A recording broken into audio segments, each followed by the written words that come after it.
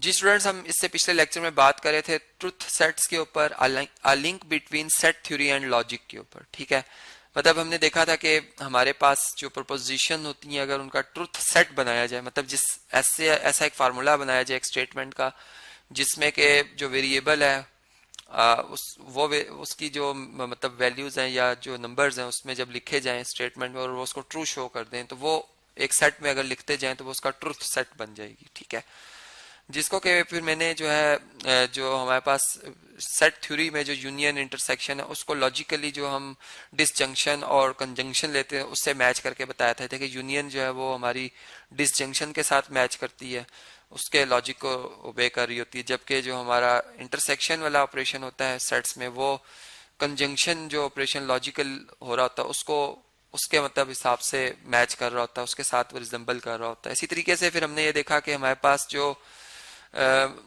Implication है, implication को हम जो है वो अंडरस्टैंड कर रहे थे कि अगर ए इम्प्लाइज बी जो है ये स्टेटमेंट मतलब एक हमारे पास ट्रू केस में होती है जिस वक्त हमारा हाइपोथेसिस ट्रू हो और कंक्लूजन भी ट्रू हो, तो ये ट्रू होगी। अदरवाइज ये जो है या फिर हम यूं कह सकते हैं कि अगर हाइपोथेसिस ट्रू है या हाइपोथेसिस अगर फॉल्स है, ठीक है, हाइपोथेसिस अगर फॉल्स है और जो कंक्लूजन है वो ट्रू हो या फॉल्स हो, तब भी ये स्टेटमेंट जो है वो ट्रू ही होती है। लेकिन ये फॉल्स उस केस में होती है कि हम जो हाइपोथेसिस है उसको ट्रू रखें और कंक्लूजन उससे जो नतीजा जो है वो गलत ले रहे हो, तो इसका मतलब है कि वो हमारा जो लॉजिक है वो एक उसमें वो फॉल्स उसको शो करेगा। ठीक है, मतलब ये एक गलत स्टेटमेंट के तौर पर या उसका जो हम मतलब ले रहे होंगे वो गलत ले रहे होंगे। ठीक है, ये बात हमें समझ में आई थी। फिर हमने देखा कि हमारे पास जो सेट्स में मतलब फर्ज करें अगर एक यूनिवर्सल सेट है, यूनिवर्सल सेट्स जो है अगर हम ट्रुथ सेट्स के हवाले से बात करें तो ये हमारे पास जो है वो जो ऐसी स्टेटमेंट जिनको हम टोटोलॉजीज कहते हैं, ठीक है, ये बेसिकली जो है रिप्रेजेंट कर रही होती हैं किसको जी, ये यूनिवर्सल सेट को रिप्रेजेंट कर रही होती है, क्योंकि ये स्टेटमेंट्स ऐसी होती हैं जो कि कभी भी रॉन्ग नहीं होती हैं। ठीक है, और ये हमेशा ट्रू होती हैं, तो इसमें जो ट्रुथ सेट बनता है फिर वो हमारा यूनिवर्सल सेट बनता है। ठीक है, इसको हम यूनिवर्सल सेट कहेंगे। तो ये हमारे पास जो है वो हमेशा ट्रू होती हैं, इस वजह से ऑलवेज ट्रू, इस वजह से इनका जो ट्रुथ सेट बनेगा उसे हम यूनिवर्सल सेट कहेंगे। और जो हमारे पास हम यूं कह सकते हैं कि हमारे पास जो अब्सर्डिटी होती हैं वो हमेशा फॉल्स होती हैं। ठीक है, जिन्हें हम एम्प्टी सेट कहेंगे।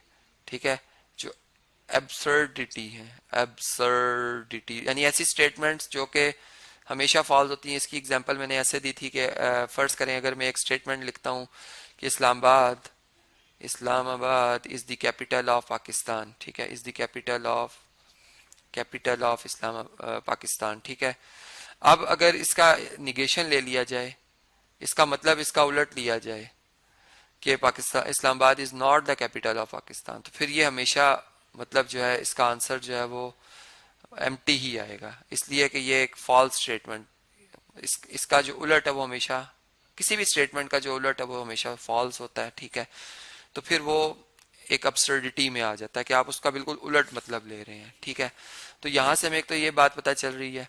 अच्छा, इसके अलावा अगर हम मजीद देखें तो हमने एक और रिजल्ट ये देखा कि एक हमारे पास अगर सेट ए है, ठीक है, एक बी सेट है और एक यूनिवर्सल सेट है।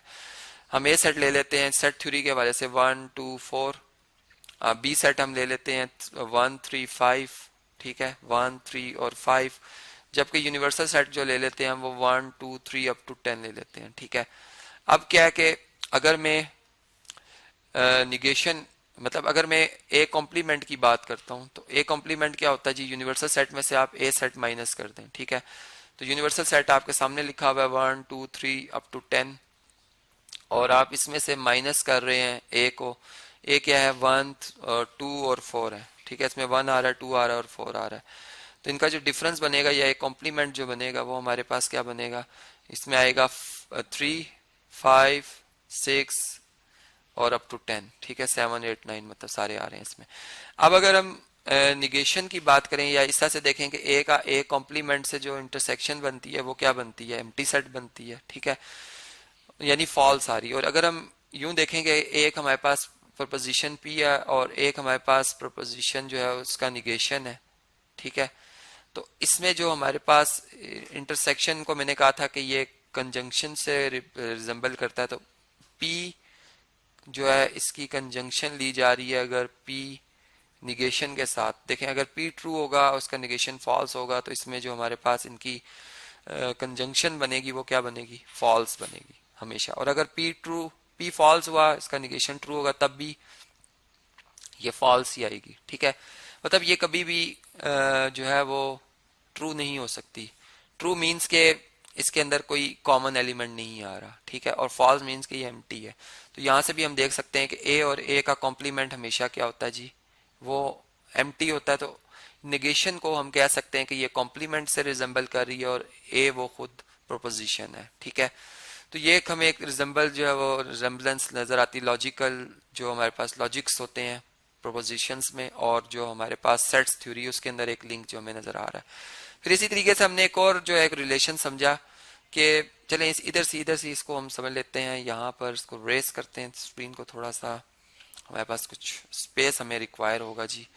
हमने एक चीज और नोट की है, और वो ये कि अगर हमारे पास ये ए बी हमने दो सेट्स लिखे हैं, ठीक है, अब अगर मैं ए कॉम्प्लीमेंट की जो यूनियन है वो अगर बी के साथ लेता हूं तो क्या आएगा इसमें। देखें पहले हम ए कॉम्प्लीमेंट लिख लेते हैं, 3 5 6 अप टू 10 इसमें ये नंबर आ रहे हैं। ठीक है, इनकी हम यूनियन ले रहे हैं बी के साथ जो कि 1 3 और 5 है। ठीक है, तो यूनियन में आप जानते हैं कि कंबाइन कर लेते हैं, कॉमन हो या नॉन कॉमन हो सारे इकट्ठे हो जाते हैं। तो यहाँ पे 1 3 5 6 7 अप टू सो ऑन, मतलब 8 9 10 भी आ रहा है इसमें, ये आ जाएगा।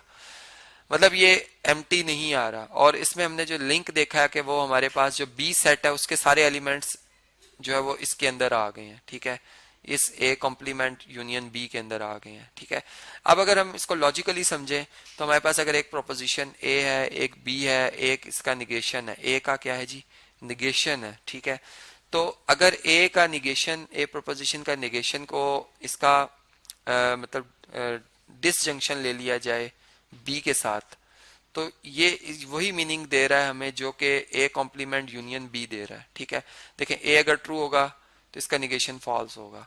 अब बी चूंकि ए पे डिपेंड नहीं कर रहा, ये ट्रू भी हो सकता है फॉल्स भी हो सकता है। ठीक है, तो जब मैं इनका डिसजंक्शन लूंगा तो ये मेरे पास क्या आएगा, ट्रू आएगा। ठीक है, मतलब ये फॉल्स किस केस में हो सकता है, ये उस केस में फॉल्स हो सकता है। इसको हम इस तरह से समझ सकते हैं कि उस केस में फॉल्स हो सकता है जिसमें जो ए है वो भी एम्प्टी हो और बी भी एम्प्टी हो। देखें अगर ए मतलब सेट्स के हवाले से एम्प्टी हो और यहाँ पर लॉजिकली ट्रू दोनों फॉल्स हो। अब ए अगर ट्रू है बी फॉल्स है तो ए का निगेशन तो फॉल्स बनेगा। अब ये दोनों फॉल्स हैं तो अब ये इनका जो डिसजंक्शन है वो फॉल्स आएगा। ठीक है, मतलब दोनों के फॉल्स होने से ये फॉल्स है, अदरवाइज ये क्या रहता है, हमेशा ये ट्रू ही रहता है। और ये हमने यहाँ पर देखा। इसी तरह अगर ए फॉल्स है बी ट्रू है, यहाँ पर ए का जो कंजंक्शन है वो सॉरी जो इसका निगेशन है वो ट्रू बनेगा, और इनका जो डिसजंक्शन है बी का और ए निगेशन का वो ट्रू बन जाएगा। ठीक है, फिर इसी तरीके से अगर ए फॉल्स है बी फॉल्स है लेकिन ए का जो निगेशन है वो तो ट्रू आएगा, फिर यहाँ पर ट्रू ही हमें आंसर मिल रहा है। ठीक है, तो यानी जो मैं जिस तरह डिसजंक्शन के हवाले से आपसे बात कर रहा था ये फॉल्स उसी केस में है जिसमें आपके जो बी और इस ए का जो निगेशन है वो फॉल्स होगा। ठीक है, तो इस तरह से जो एक लॉजिकल हमारे पास ऑपरेशंस हैं और जो हमारे पास मतलब लॉजिक्स में जो ये हमारे पास प्रोपोजिशंस आ रही होती हैं, ठीक है, उनमें कंजंक्शन डिसजंक्शन, उनमें इम्प्लीकेशन, उनमें जो है वो बाई कंडीशनल, उनमें टोटोलॉजी, वो सारी की सारी हमारी जो सेट्स में intersection, union, distributive property, commutative property, उनसे जो है वो रिजेंबल कर रही होती हैं। अब इससे नेक्स्ट लेक्चर में मैं कुछ जो हमारे क्वेश्चंस हैं जो कि यूनियन इंटरसेक्शन वाले हैं या जो हमारे डिमॉर्गन्स लॉ है उसको मैं सेट थ्योरी की बेस के ऊपर जो लॉजिकली ट्रू और फॉल्स या ट्रूथ टेबल की मदद से, मतलब यूं मैं कह सकता हूँ, उसकी मदद से मैं प्रूव करना आपको सिखाऊंगा।